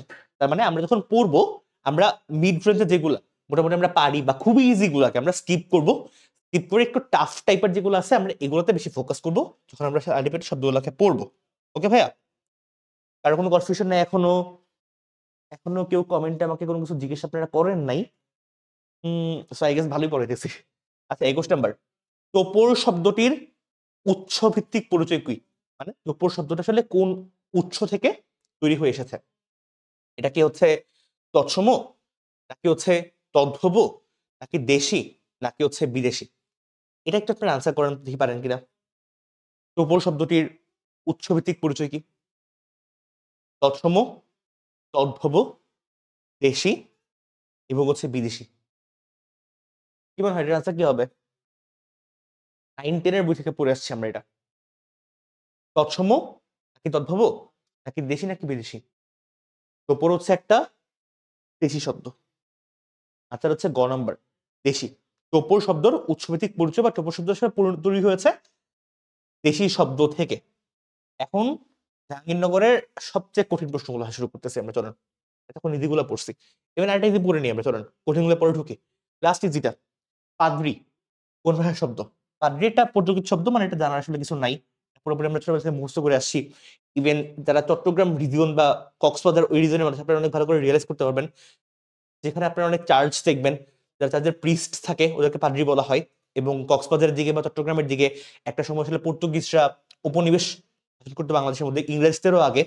তো আলটিমেটলি ওখান থেকে কালচারটা আসছে এবং ওখান থেকেই পাদ্রি ওয়ার্ডটা কি বলবো আমাদের ভাষার মধ্যে রয়ে গেছে পর্তুগিজদের মাধ্যমে। এতক্ষণ যেগুলো পড়লাম এগুলো হচ্ছে সবচেয়ে ইজিয়েস্ট প্রশ্ন, এবং এগুলো আসলে আসতে পারে, বললাম এই প্যাটার্নের প্রশ্ন। এখন যেগুলো পড়বো এগুলো অবশ্যই আসবে, এই প্যাটার্ন থেকে মাস্ট আসবে। এটা স্পেসিফিকলি জাহাঙ্গীরনগরই করে। 22 নাম্বার দেখেন, সাবান, ফিতা, চাবি, এই তিনটা কোন ভাষার শব্দ? আমরা হয়তো একটা দুটা মনে রাখতে পারি, বাট যখন আমাকে তিনটা বা চারটা এমন টাইপের প্রশ্ন অপশন করবে, হয়তো আপনি জানেন যে আসলে সাবান কি ভাষার শব্দ, ফিতা জানেন না বা চাবি জানেন না, তখন আপনি তিনটাকে আলটিমেটলি অপশনগুলোকে নিয়ে আপনি কনফিউজড হয়ে যাবেন। এই টাইপের কনফিউজড করার মতো প্রশ্নগুলো করে। সাবান, ফিতা, চাবি কোন ভাষার শব্দ? আমরা একটু আগে পড়ছিলাম চাবি হচ্ছে একটা পর্তুগিজ শব্দ, সাবানও পর্তুগিজ শব্দ, ফিতাও পর্তুগিজ শব্দ, এই জন্য এটা পুরোটা হচ্ছে একটা পর্তুগিজ শব্দ। এবং এটা আনসার করার ট্রিক্স হইতেছে, আপনারা দেখবেন যে তিনটা না পারলাম অনেক সময় মনে তিনটা মনে থাকে না, অ্যাটলিস্ট দুইটা কোন ভাষার সাথে আপনি শিওর জানেন যে যেটা আসলে এই ভাষার শব্দ, আমি শিওর, 100% শিওর। ইভেন অনেক ক্ষেত্রে হয়তো আপনারা দেখবেন যে একটা আসলে পুরোপুরি তেমন করে কাজে লাগে, ওই একটা আমি শিওর জানি যে আসলে এটা এই ভাষার শব্দই হবে, তো বাকি দুটো অপশন ভুল, এই হিসাব করে আমরা ওই ঠিকটা লাগাবো। 24 নম্বরটা দেখেন, নিচের কোনগুলো দেশি শব্দের উদাহরণ? নিচের কোনগুলো দেশি শব্দের উদাহরণ? ঢেকি, ঝিঙা, ঝোল, মুচি। ঢেকি, ঝিঙা, ঝোল, মুচি। এটা কি দেশি শব্দ? এখানে একটা ইম্পোস্টার আছে। ইম্পোস্টার হচ্ছে এই যে মুচি। মুচি একটা তৎসম শব্দ, সরি অর্ধ তৎসম শব্দ, ইম্পোস্টার। সো আমাদের আনসার 1 নাম্বারটা না। ঢেকি, কোলা, কুলা, গঞ্জ, ঝোল। এখানে ইম্পোস্টার কি? এখানে ইম্পোস্টার হচ্ছে গঞ্জ, তার মানে এটাও দেশি শব্দ ধরেন না, একটা করে ভুল আছে। ক নাম্বার মজুর, মজবুত, মজলিস। এটা কি ঠিক আছে? কনফিউশন হচ্ছে ভাইয়া মজলিস তো আরবি শব্দ না, মজলিস আরবি শব্দ না, মজলিস এটা বাংলা শব্দ। এটা খুবই সরি, আমি ভুল বলছি, সরি ভুল বলতেছি আমি। মজলিস এটা আরবি শব্দই। মজুর, মজবুত, মজলিস। মজুর এবং মজবুত প্রপার বাংলা শব্দ, বাট মজলিস একটা আরবি শব্দ। সো আমাদের আনসার খ নাম্বারটাও না, ক নাম্বারটাও না। খ নাম্বার সবুজ, সেরা, সিন্দুক। সবুজ, সেরা, সিন্দুক। সেরা বাংলা শব্দ, সিন্ধুকও বাংলা শব্দ, সবুজ বা রঙের কালারটা বাংলা শব্দ না, এটা একটা তৎসম শব্দ। আমাদের অপশন বাকি থাকে কি? ঢেকি, কোলা, গঞ্জ, ঝোল। ঝোলের জায়গায় যদি ঢোল থাকতো তাহলে এটা বাংলা শব্দই হইতো, ঢেকি, কুলা, গঞ্জ, ঝোল। তাহলে আমরা এটা আনসারটা বের করলাম কেমনে? আমরা বের করলাম হচ্ছে আমরা প্রত্যেকটা অপশনের মধ্যে একটা করে ভুল খুঁজছি বা মাল্টিপল ভুল খুঁজছি। তার মানে এটা আনসার করার নিয়ম হচ্ছে আমাদের আসলে ভুল পার্টস গুলাকে খুঁজে বের করতে হবে, এবং এই প্যাটার্নের প্রশ্ন এই স্পেসিফিক দুইটা আসলে মানে 22 আর 24 এই দুইটা মাস্ট জাহাঙ্গীরনগর ভর্তি পরীক্ষায় মাস্ট আসবে। তো প্যাটার্নটা মনে রাখতে হবে। 25 নম্বর প্রশ্ন, কারণ কি এখনো কোনো কনফিউশন বাকি আছে? ভাই আসলে এটা বুঝি নাই বা এটার কোনো ব্যাখ্যা লাগবে আমার, এই টাইপের কার কোনো কনফিউশন? আচ্ছা, আই গেস কোনো কনফিউশন নাই। আমরা আছি 25 নম্বরে। সাঁওতাল শব্দের সংস্কৃত রূপায়ণ কোনটি? সাঁওতাল শব্দের সংস্কৃত রূপায়ণ কোনটি? অপশন ক সামন্তপাল, অপশন খ সাঁওতাল নিজেই, অপশন গ হচ্ছে সাঁতাল, অপশন ঘ সান্তাল। এটা মনে রাখবো কেমনে ভাইয়া, বা আমরা জানবো কেমনে? জানবো হচ্ছে প্রাচীন আমলে আপনারা শুনবেন যে রাজার অনেক সৈন্য সামন্ত ছিল, বলা হইতো রাজার অনেক সৈন্য সামন্ত ছিল। ওই সামন্ত ওয়ার্ডটার মানে হচ্ছে বাংলাতে সাঁওতালরা হচ্ছে একদম অনেক আগের দিকের ট্রাইব, তো ট্রাইব বলা আসলে উচিত না, মানে অনেক আগের দিকের আদিবাসী সাঁওতালরা। তো এই জন্য সাঁওতালরা প্রথম দিকে যারা বাঙালির রাজা ছিল ওদের এখানে সৈন্যের কাজ করতো, সৈন্যের কাজ করতো, সৈন্য বা হচ্ছে মানে সিপাহীর কাজ করতো। সেখান থেকে সাঁওতাল মানে সামন্ত ওয়ার্ডটা আসছে, তখন ওদেরকে সামন্ত নামে বলা হইতো, সামন্ত থেকে। এবং সেই সামন্তদের যেই গোষ্ঠীটা ছিল সেই গোষ্ঠীটা ইন ফিউচার যায় সাঁওতাল নামের আদিবাসীতে রূপ নিছে। এই জন্য এটার আনসার হচ্ছে সামন্ত পাল। সাঁওতাল শব্দের সংস্কৃত রূপ হচ্ছে সামন্ত পাল। 26 নম্বর প্রশ্ন, রাজধানী উন্নয়ন কর্তৃপক্ষ সংক্ষেপে আসলে রাজুক, অনেক শুনছি আমরা ঢাকার বলবান। রাজধানী উন্নয়ন কর্তৃপক্ষ রাজুক, এখানে রাজুক প্রশ্ন হচ্ছে এটা, এখানে রাজুক কোন শব্দ? রাজধানী উন্নয়ন কর্তৃপক্ষ বা রাজুক, প্রশ্ন হচ্ছে রাজুক কোন শব্দ? এখন তো আমরা কনফিউজড, রাজুক কোন শব্দ মানে ভাই? রাজুক তো আসলে বাংলা শব্দ, তাহলে এটা এখানে প্রশ্ন মধ্যে আসছে কেন? এটা কি আসলে সংযুক্ত শব্দ? এটা কি মুন্ডমাল শব্দ? নাকি আসলে একটা উদ্ভাবিত শব্দ? এই তিনটা একটা অংশ না। সংযুক্ত মানে একাধিক ওয়ার্ড একত্রে যুক্ত হইলে এটা সংযুক্ত শব্দ হয়, এটা আনসার না। উদ্ভাবিত শব্দ মানে হচ্ছে বাংলা ভাষার নিজস্ব শব্দ ভান্ডারে উৎপাদিত হওয়া বা উদ্ভাবিত হওয়া কোন একটা শব্দকে উদ্ভাবিত শব্দ বলে, তার মানে এটা আনসার না। রাজধানী উন্নয়ন কর্তৃপক্ষ, রাজধানী থেকে রা, উন্নয়ন থেকে উ, কর্তৃপক্ষ থেকে ক, রাজুক একটা, এটাকে সংক্ষিপ্ত করছে জন্য এটা একটা সংক্ষিপ্ত শব্দ, সংক্ষিপ্ত শব্দ।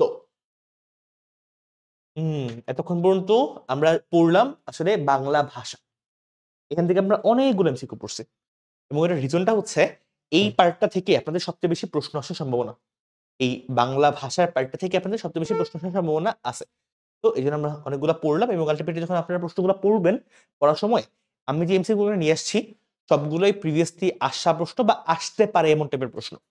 তো এই প্যাটার্নটাকে ফলো করে পড়বেন। এবার আমরা শুরু করবো হচ্ছে সন্ধি পড়া। সন্ধির উপর আমরা সেপারেট কনসেপ্ট ক্লাস পড়ছিলাম, এবং ওই ক্লাসের মধ্যে আমরা সন্ধির যে প্রত্যেকটা নিয়ম আছে প্রত্যেকটা নিয়মের রুলস গুলো পড়ছিলাম। সো আমরা যখন আলটিমেটলি আনসার গুলো করবো, রুলস গুলাকে মাথায় রাখার চেষ্টা করবো, রুলস গুলোকে মাথায় নিয়ে আমরা আনসার গুলো করবো। দেখেন তো সাথে সাথে একটু পারেন কিনা। শোক যুগ ধৃত শোকার্ত, এটা কোন সন্ধির উদাহরণ? এটা আমরা কষে কষে পড়ছিলাম। শোক যুগকৃত শোকার্ত কোন সন্ধির উদাহরণ এবং কেন? কেউ জানেন এটা? শোক যুগকৃত শোকার্ত কোন সন্ধির উদাহরণ? একটু আমরা দেখি। শোক, কর মধ্যে একটা মনে মনে একটা অ আছে ভিতরে, শোক, শোক ক অ আছে একটা। বৃত, বৃততে একটা রি আছে প্রথমে এবং দুইটা আসলে ব্যঞ্জন বর্ণ, দুইটা আসলে স্বরবর্ণ এবং দুইটা স্বরবর্ণ একত্রে মিলে তৈরি হয়ে হচ্ছে আমাদের স্বরসন্ধি। শোক যুগকৃত শোকার্ত একটা স্বরসন্ধির উদাহরণ, কারণ দুইটা স্বরবর্ণ একত্রে মিলে এক নতুন ওয়ার্ড গঠন করছে। 28 অধমবর্ণ, অধম যুগ হ্রিন, এটা কি জানতেন আপনারা? অধমবর্ণর যে সন্ধির ভাঙ্গার ছিল এটা, অধম যুগ হ্রিন একত্রে মিলে হয়েছে ছিল অধমবর্ণ। এটা কোন সন্ধির উদাহরণ? অধম যুগ হ্রিন। আমরা একটা ব্যাখ্যা দেখি, সেম ব্যাখ্যা। অধমের মধ্যে ম সাথে একটা অ আছে, অধম ম অ প্লাস ঋণের মধ্যে একটা রি আছে, রি এবং ই একত্রে মিলে আলটিমেটলি কি হয় জানেন? ও আচ্ছা, মধ্যে এটা রাস্তা দেওয়া হয়নি। রি এবং অ এবং রি একত্রে মিলে কি হয় কেউ কি জানেন? সন্ধি বিচ্ছেদ করার সময় আমরা তো বুঝলাম আসলে অ আর রি একত্রে মিলছে, দুইটা স্বরবর্ণ, দুই স্বরবর্ণ একত্রে মিলে একটা স্বরসন্ধি তৈরি হয়েছে, এটা আমরা বুঝলাম। প্রশ্ন হচ্ছে যে আলটিমেটলি র এবং আ একত্রে মিলে কোন নতুন ওয়ার্ডটাকে গঠন করে? যে জানবেন একটু কমেন্টে লিখবেন, আমি দেখতে চাই কাটা ঠিক আছে। আমরা 28 এমসিকিউ পড়লাম, এবার যাব হচ্ছে আমরা 29 নম্বরে। নিপাতনে সিদ্ধ ব্যঞ্জন সন্ধির উদাহরণ কোনটি? নিপাতন সিদ্ধ মানে হচ্ছে যেটা আলটিমেটলি ব্যঞ্জন সন্ধি, যে আমরা এতগুলো রুলস পড়ছিলাম, আমার মনে আছে আমরা 14টা রুলস পড়ছিলাম, সেই 14টা রুলসের মধ্যে পড়ে না, এটাকে আসলে বলা হয় নিপাতনে সিদ্ধ ব্যঞ্জন সন্ধির উদাহরণ। ওইটার মধ্যে একটা ওয়ার্ড ছিল ষোড়শ, ষোড়শ, ষোড়শ হচ্ছে ব্যঞ্জন সন্ধির উদাহরণ। প্রশ্ন হচ্ছে ভাই এটা সন্ধি বিচ্ছেদ কি? শট যুগ যশ, এটা হচ্ছে ষোড়শের সন্ধি বিচ্ছেদ। এটা একটা নিপাতনে সিদ্ধ ব্যঞ্জন সন্ধির উদাহরণ। আরো মেলাগুলো আছে, একদম ঠাডা মুখস্থ করতে হবে। 30 নম্বর, বিসর্গ সন্ধির উদাহরণ কোনটি? জলৌকা, আদন্ত, পুরস্কার নাকি তহিরাবত? আমরা দুইটা অপশন টেস্ট করব, দুইটার মধ্যে আমরা আনসার পাওয়া যাব। জলৌকা কি? জল যুগ উকা, এটা হচ্ছে জলৌকা।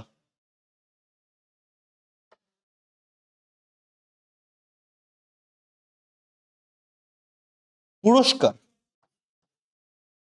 পুরস্কার পু যুগ কার।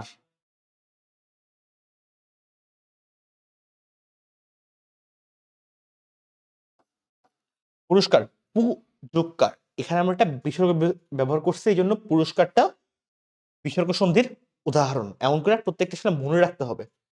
31 নম্বর, এবার হচ্ছে আমরা জাহাঙ্গীরনগরের উল্টাপাল্টা প্রশ্ন পড়া শুরু করি। উল্টাপাল্টা বলছে কারণ আপনার প্রশ্নটা পড়লে বলছেন উল্টাপাল্টা কেন। আমরা আজীবন ধরে সন্ধি বিচ্ছেদ পড়ছি যে এটার সঠিক সন্ধি বিচ্ছেদ কোনটা, অথবা আমরা পড়ছি আলটিমেটলি এটা কোন সন্ধি বিচ্ছেদের উদাহরণ। এখন আমরা শিখবো সন্ধির বিপরীত শব্দ কি, এবং জাহাঙ্গীরনগর আসলে এগুলোই আসে। সন্ধির বিপরীত শব্দ কি? এটা কি অসন্ধি, নাকি হচ্ছে দুরভিসন্ধি, নাকি হচ্ছে বিগ্রহ, নাকি সন্দেহ? দেখেন আপনারা বলতে পারেন ভাই সন্ধির বিপরীত ইজিলি অসন্ধি হবে। অসন্ধি মানে কি? সন্ধি ওয়ার্ডটা মানে হচ্ছে একত্রে মিলিত হওয়া। অসন্ধি ওয়ার্ডটার মিলিংও একত্রে মিলিত হওয়া না বোঝায়, বাট কোন অর্থে বোঝায়? আমরা কোনো একটা এগ্রিমেন্টে আসতে পারিনি, সেই এগ্রিমেন্টে না আসাকে অসন্ধি বোঝায়। তো আলটিমেটলি আমরা তো এখানে এগ্রিমেন্ট নিয়ে পড়তেছি না, আমরা পড়তে চাই হচ্ছে এখানে শব্দ একত্রে মিলিত হওয়া, তার মানে অসন্ধি আমাদের আনসার না।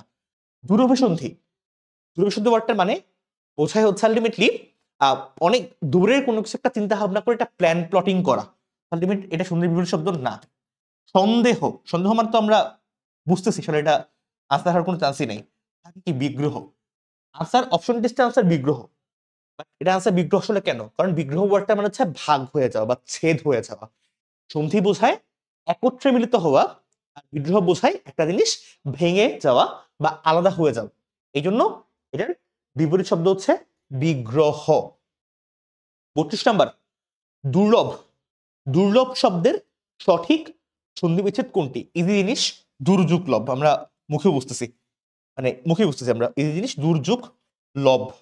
দুর্যোগ লোভ না, দুর্যোগ লভ, ইজি। আমরা এখানে টাইম নষ্ট না করি, কারণ এখনো পড়ার মতো কঠিন জিনিস বাকি আছে। 33 নাম্বার কঠিন শুরু হচ্ছে। নবরা শব্দটির সঠিক সন্ধি বিচ্ছেদ কোনটি? নবরা শব্দটির সঠিক সন্ধি বিচ্ছেদ কোনটি? ইজি হওয়ার কথা না, নবউরা। সো বাংলা অবভিয়াসলি হচ্ছে নব যুগ উরা হবে। এটা আনসার নবযুগ উরাই, মানে সবকিছু এত কঠিন হওয়ার কারণ নেই। এটা বোঝানোর মানেটা হইতেছে আপনারা সবকিছুর মধ্যে এত বেশি পরিমাণ ওভারথিঙ্ক না করে মাথার মধ্যে ইজিও জিনিসপত্র আসতে পারে, এটাকে একসেপ্ট করতে পারেন আপনারা সহজে। আচ্ছা 34 নাম্বার, মৃদঙ্গ শব্দটির সন্ধি বিচ্ছেদ কোনটি? মৃদঙ্গ মানে হচ্ছে মৃতের অঙ্গ বা মাটির একটা বস্তুকে বোঝায় মৃদঙ্গ। সন্ধি বিচ্ছেদ খুব ইজি, মৃত যুগ অঙ্গ। এগুলো সহজ, বনস্পতি আমরা অনেকবার পড়ে আসছি। বনস্পতি, বন যুগপতি, বনস্পতি অনেকবার পড়ে আসছি আমরা। ফান ফ্যাক্ট ইজ বন যুগপতির মধ্যে কিন্তু কোনো বিসর্গ নাই, এটা মনে রাখতে হবে। এখানে বিসর্গ নাই, এটা আমাদের রাইট অ্যান্সার না, বিসর্গ থাকবে না। 35 নাম্বার লাস্ট সন্ধি, এটা প্রিভিয়াসলি জাহাঙ্গীরনগরে মাল্টিপল টাইম আসছে, কারণ এটা কনফিউজিং। কনফিউজিং মানে এটা ভালো পরিমাণ কনফিউজিং। অন্যান্য শব্দের সন্ধি বিচ্ছেদ কোনটি? অন্যান্য শব্দের সন্ধি বিচ্ছেদ কোনটি? আমরা ভাঙ্গি চলেন। অন্যান্য বা না ভাই আমরা অপশন টেস্ট করি, আর ইজি হতে পারে। আমরা অপশন টেস্ট করি। অন্যান্য শব্দের সন্ধি বিচ্ছেদ কোনটা?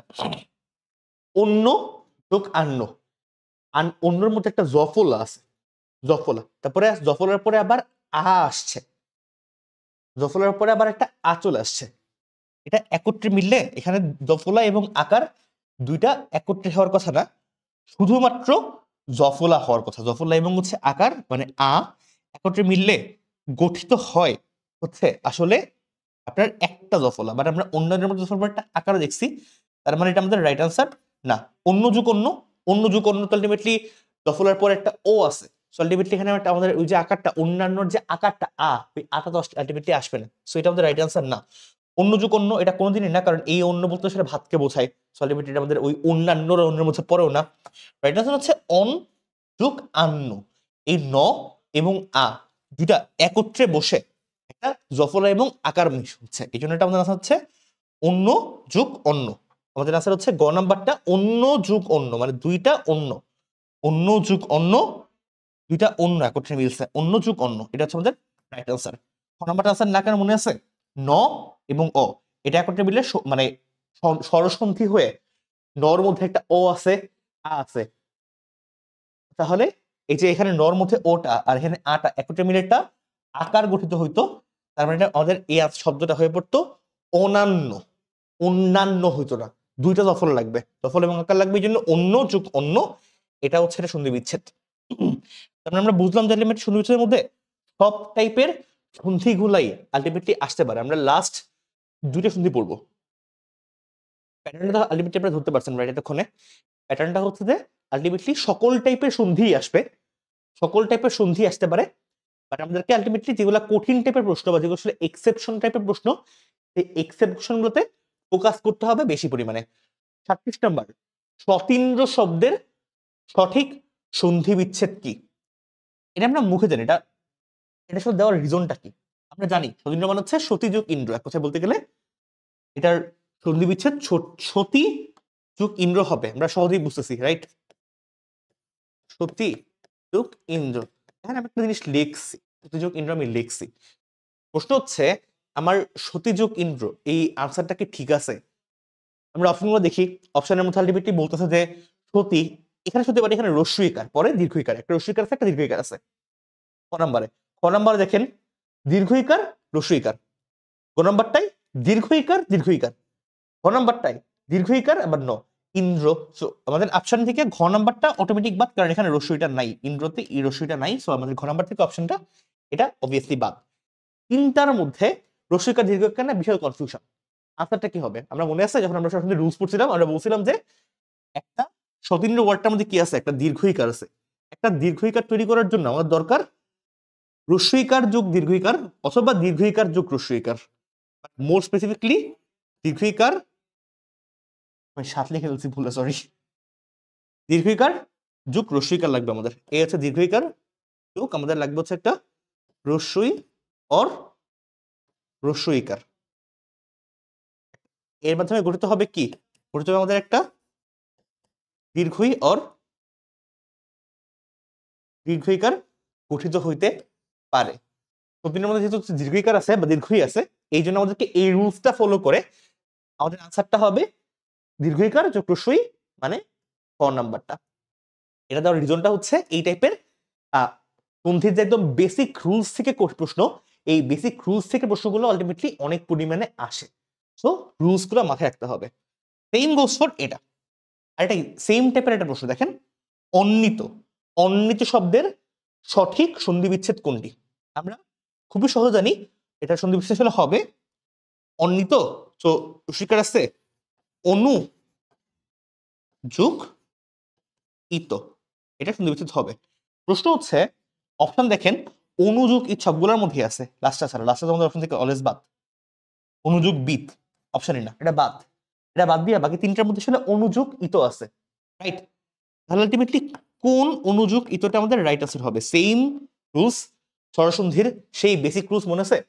একটা অন্বিতের মধ্যে একটা কি আছে, একটা রস্যইকার আছে, বদফল এবং রস্যইকার আছে।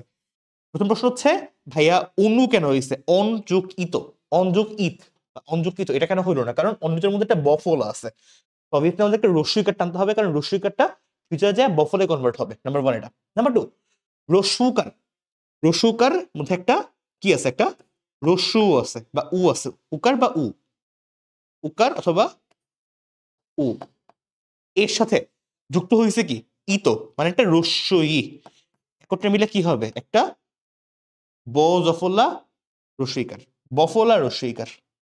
আমরা আরো স্পেসিফিকলি বলতে গেলে আমরা বলতে পারি আলটিমেটলি একটা রস্যইকার গঠিত হবে।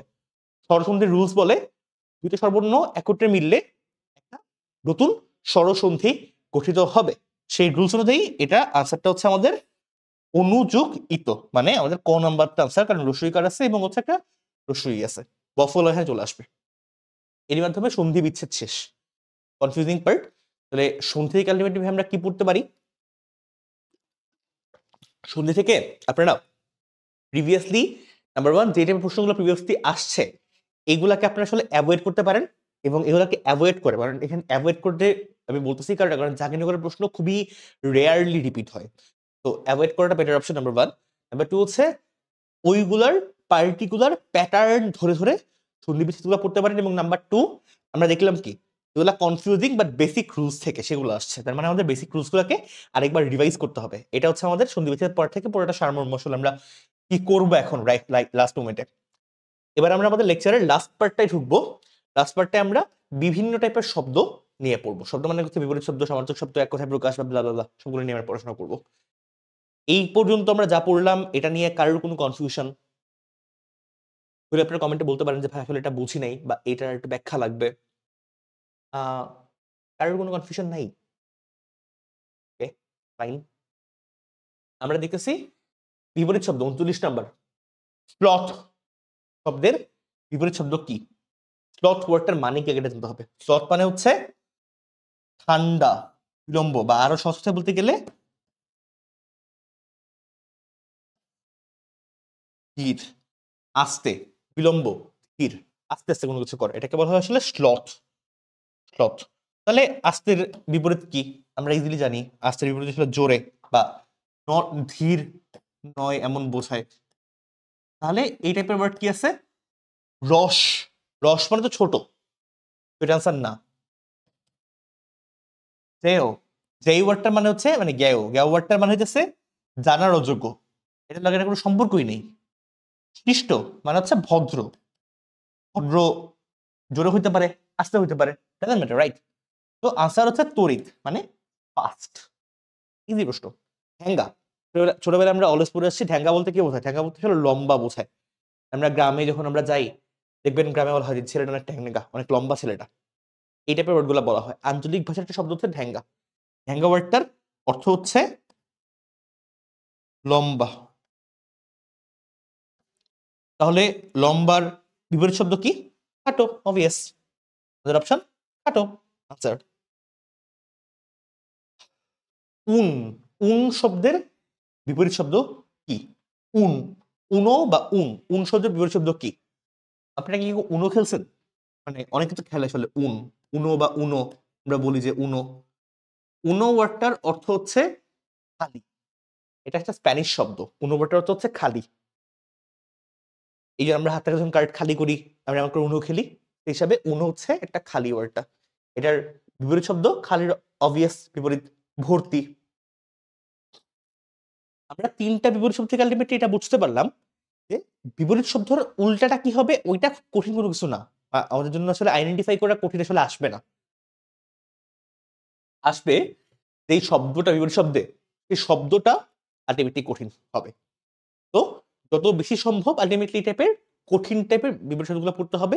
এই সবগুলোই প্রিভিয়াসলি জাহাঙ্গীরনগর বিশ্ববিদ্যালয়ের ডিউনিট ভর্তি পরীক্ষায় আসা। তো আমি ওই প্যাটার্নটা ফলো করে কোশ্চেনগুলোকে আমি নিয়ে আসছি। এবার আমরা একটু পড়বো সমর্থক শব্দ, 42 নাম্বার এমসিকিউ। আমরা সব মিলে 48টা এমসিকিউ পড়বো। 42 নাম্বার, আকাশ শব্দটির সমার্থক শব্দ জোর। বলতে আপনি জাহাঙ্গীরনগরের প্রশ্ন এই টাইপের জোর করে দিবে। একটা সহজ জিনিস হতে পারতো, আকাশের সমার্থক শব্দ কি? ইজিলি আমরা জানি গগন হতে পারে, বা কি বলবো পবন হতে পারে, সহজ কিছু একটা। বা আমাদেরকে বলবে কি আলটিমেটলি কোনটা শব্দ জোর, বা দুইটাকে একত্রে করে দিবে। বেনিফিটসটা কি? বেনিফিটটা হচ্ছে প্রশ্ন কঠিন হয়ে যাবে। আমরা অপশন দেখি, পাবক বা সর্বভুক। পাবক ওয়ার্ডটার অর্থ বা সর্বভুক, দুটা ওয়ার্ডের দুটা অর্থ হচ্ছে আগুন। এটা আকাশের সমার্থক শব্দ, ভুলেও না, মানে আগুন। পাবক বা হচ্ছে সর্বভুক, এটার অর্থ হচ্ছে আগুন বা ফায়ার। এটা আকাশের সমার্থক শব্দ, ভুলেও না। বাজি অথবা তুরগ, বাজি অথবা তুরগ, এটার অর্থ হচ্ছে ঘোড়া। বাজি অথবা তুরগ, এটার অর্থ হচ্ছে ঘোড়া। আপনারা চাইলে আমার নোটগুলোকে নোট করে দিতে পারেন আপনাদের মতো করে। এটা সমার্থক শব্দ না। রশ্মি অথবা কর, এটার অর্থ হচ্ছে আলো। আলো না কিন্তু আলো। এটা আসলে আকাশের সমার্থক শব্দ না। বাকি থাকে কি? বিমান বা বোম, এটা হচ্ছে শব্দ। বোম মানে কিন্তু যদি ঠুস করে মারা যায় ওই বোম না। এই বোম মানে হচ্ছে আলটিমেটলি বিশাল বোঝায়, আকাশকে বিশাল বোঝায়। এই জন্য এটার আনসার হচ্ছে আমাদের বিমান অথবা বোম। এই টাইপের কনফিউজড করার প্রশ্নগুলো আসবে, এটা কিন্তু ভালো কঠিন ছিল। এই টাইপের কঠিন বা কনফিউজ করাগুলো আসবে। আবার এই টাইপের কি বলবো ট্রিকি গুলো আসবে। গড্ডল, গড্ডল শব্দের সমার্থক শব্দ কি? আপনারা কি কেউ জানেন গড্ডল ওয়ার্ডের মানে এর মিনিং কি? গড্ডল ওয়ার্ডটার মিনিং হচ্ছে একটা প্রাণী, ছাগল গোছের একটা প্রাণী। তার মানে আমাদের আনসার আমরা খুব ইজিলি বলতে পারি, আনসার হচ্ছে ছাগল। খুবই খুবই ফালতু একটা প্রশ্ন ছিল, বাট এটা প্রিভিয়াস আসলে আসছে। তার মানে এই টাইপের কনফিউজড করার প্রশ্নগুলো আসলে করবে। এবার আমরা আরেকটা কঠিন প্রশ্ন পড়ি যে 42 নাম্বার 40 নাম্বার, সাগর শব্দের প্রতিশব্দ জোড়া কোনটি ঠিক? সাগর শব্দের প্রতিশব্দ জোর। অপশন ক হচ্ছে সমুদ্র বা স্রোতস্বিনী। সমুদ্র তো ঠিক আছে, বাট স্রোতস্বিনী ওয়ার্ডটার অর্থ হচ্ছে নদী। ওই শ্রাবণ ধারায় গান না কিন্তু, স্রোতস্বিনী গান না কিন্তু, আবার এটার অর্থ হচ্ছে নদী। এটা আমাদের রাইট আনসার না। তারপরে আমাদের সেকেন্ড পাখি থেকে হচ্ছে পাথার কিংবা হচ্ছে অম্বু। পাথার অর্থ সাগর, ঠিক আছে, বাট অম্বু ওয়ার্ডটার অর্থ হচ্ছে পানি। আমাদের রাইট আনসার এটাও না। অপশন গো হচ্ছে সমুদ্র বা বরিধি বা বারিধি, এক কথা বলতে গেলে। একটু স্কিপ করি আমরা, কারণ right answer by the way সমুদ্র বা বারিধি, এটা রাইট আনসার। সো আমরা এটাকে রাইট করতেছি। এটা রাইট কেন? কারণ ঘ নাম্বারটা ভুল। ঘ নাম্বারটা ভুল কেন? জলধি বা জলাধার দুইটার মানে হচ্ছে জল যে জিনিসটা ধারণ করে। এটা সাগর হইতে পারে, এটা নদী হইতে পারে, এটা খাল, বিল, এটা আপনার বাসার পানির টবও হইতে পারে।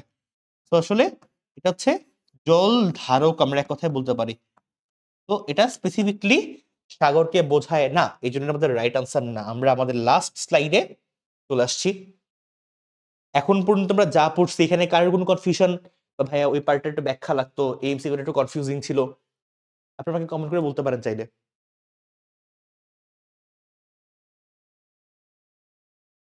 সর্বশেষ চারটা এমসিকিউ আমরা হচ্ছে সমর্থ শব্দ বললাম, আমরা হচ্ছে বিপরীত শব্দ পড়লাম। লাস্ট একটা হচ্ছে এক কথায় প্রকাশ বা বাক্য সংকোচন।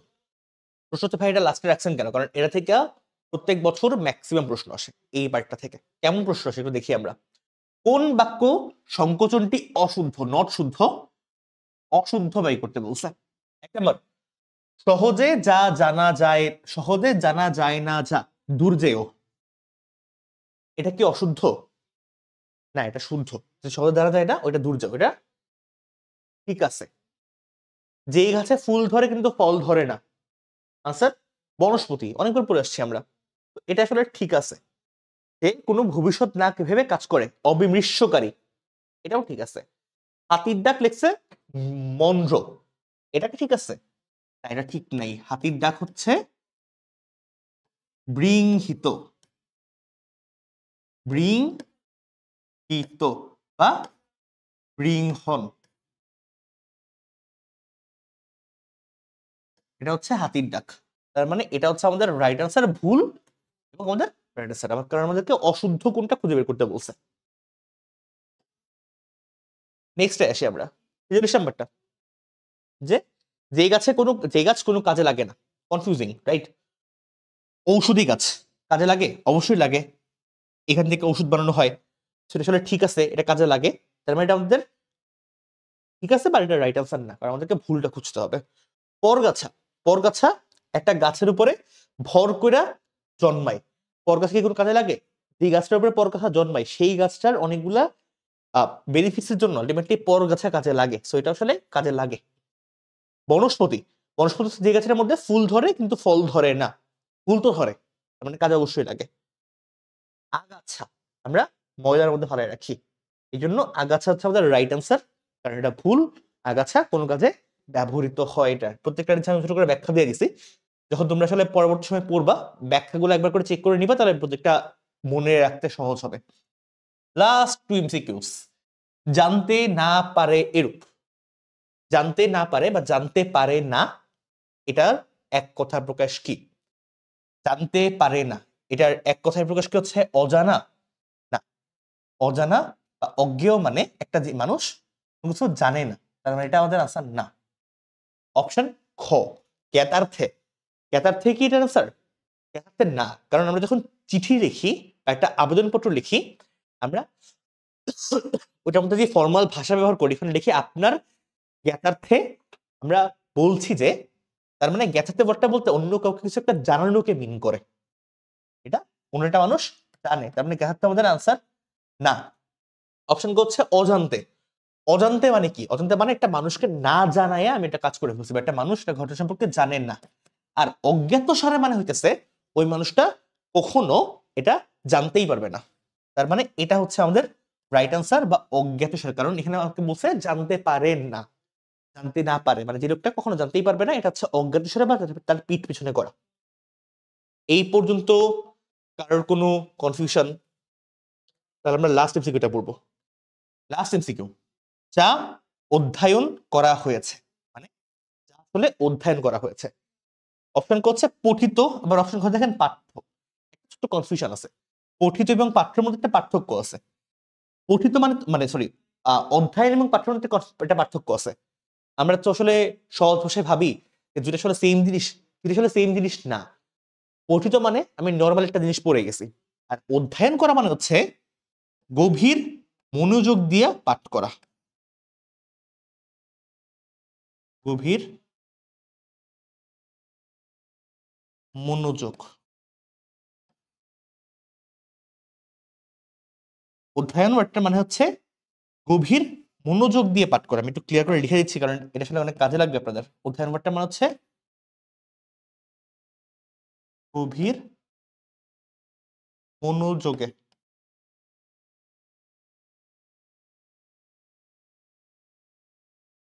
পাঠ করা, এটা হচ্ছে অধ্যায় নাম্বারটার মিনিং। আমাদেরকে বলছে যা অধ্যয়ন করা হয়েছে, তার মানে এখানে অবশ্যই মনোযোগ ওয়ার্ডটা থাকবে। তার মানে পঠিত এবং সুপাঠ্য হবে আনসার না, কারণ মনোযোগ দেওয়া হচ্ছে না। বাকি হচ্ছে অধ্যয়নরত আর অধীত। অধ্যয়নরত ওয়ার্ডটা মানে হচ্ছে গভীর মনোযোগ দিয়া রাইট নাও আমি পাঠ করতেছি, এখন করতেছি। কিন্তু আমাদেরকে বলছে কি অধ্যয়ন করা হয়েছে, মানে প্রিভিয়াসলি হয়ে গেছে। প্রিভিয়াসলি হয়েছে মানে অধীত, আমি আগে করে ফেলছি। আনসার কিন্তু দুটোই ঠিক ছিল, বাট একটা আসলে কন্টিনিউয়াস টেন্সকে বোঝায় বা রাইট নাও আমি করতেছি এটাকে মিন করে, আর একটা হচ্ছে আমি প্রিভিয়াসলি করে আসছি। আমাকে অপশনে বলছে, আমাকে প্রশ্ন বলছে কোনটা আসলে প্রিভিয়াসলি, ওইটাকে আনসার করতে। এবং এই ছিল ওই 48টা এমসিকিউ। আমাদের আজকে লেকচারটা মোটামুটি কভার হয়ে গেছে। এবার কয়েকটা জিনিস কথাবার্তা একটু বলা দরকার। কথাবার্তাগুলো হচ্ছে আমরা আসলে এখানে যে এমসিকিউ গুলো সলভ করছি, এখান থেকে কি ভাইয়া 100% কমন আসবে? কখনোই হবে না এমন। মানে হইলে তো আমার কপাল খুবই ভালো, তাহলে আমি রাইট প্রশ্নগুলোকে গেস করতে পারছি। বাট আসলে এমন হওয়ার চান্স কম্পারেটিভলি খুবই কম। তাহলে ভাই এই লেকচারগুলো আমি দেখবো কেন বা আমি আসলে এগুলো পড়বো কেন? কারণ আপনাকে খুঁজে বের করতে হবে আসলে আপনি পড়বেনটা কি। অ্যাডমিশনের মধ্যে একটা অনেক বড় সময় আসলে আমরা এখানে ব্যয় করি। আসলে কি পড়বো, কি করবো, আমরা এটা নিয়ে কনফিউজ থাকি। এই কি পড়বো, কি করব, এই কনফিউশনটা হচ্ছে আমরা এই যে স্লাইডটা আপনারা একটু পরে পাবেন, পিডিএফটা, সেই পিডিএফ এর মধ্যে আমি যেই প্যাটার্নের প্রশ্নগুলোকে পড়ছি, সেই প্যাটার্নগুলোকে ফলো করে এই টাইপের ভাই আর কি প্রশ্ন আছে কোশ্চেন ব্যাংকের মধ্যে, এই টাইপের একই কনসেপ্ট আছে, আমি বুঝি নাই, এটা আমরা জানবো। এবং কমেন্টে আসলে আজকে কেউ কোনো প্রশ্ন আমাকে জিজ্ঞেস করে নাই, তো আমি অ্যাজিউম করতেছি আসলে আপনারা অনেক ভালো করে বুঝছেন পুরো ব্যাপারগুলোকে। আমরা যখন নেক্সট ক্লাসটায় পড়বো, নেক্সট ক্লাসের মধ্যে আমরা এই টাইপের আরো অনেকগুলো নিউ টপিক নিয়ে আসলে আমরা অনেকগুলো সলিউশনস খুঁজে বের করার চেষ্টা করবো। তার আগ পর্যন্ত অ্যাডমিশন নিয়ে ভয় পাবেন না।